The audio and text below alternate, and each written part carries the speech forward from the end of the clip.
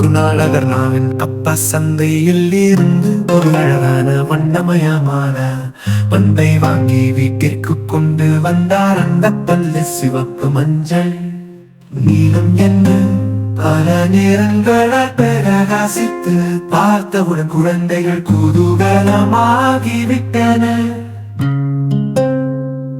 இந்த பந்தை நீங்கள் இருவரும் சேர்ந்து விளையாடுங்கள் என்று அப்பா அன்புடன் அகர்ணாவுக்கும் ஆருத்ராவுக்கும் கொடுத்தார்.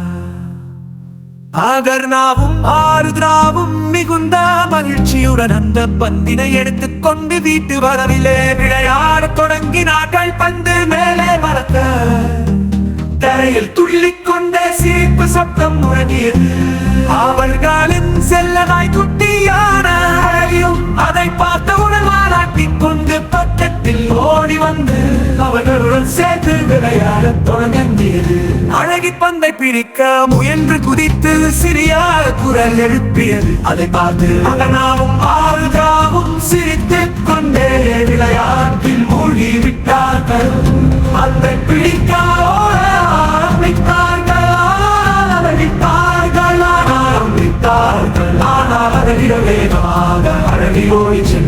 பந்தை தனது வாயில் மெதுவாக கவிழ்கொண்டு வந்தது. பந்தை எடுத்து பெருமையாக தனது வாளை குட்டி குட்டி ஆட்டிக் கொண்டே அகர்ணா ஆருத்ராவும் கொண்டு வந்து விட்டது.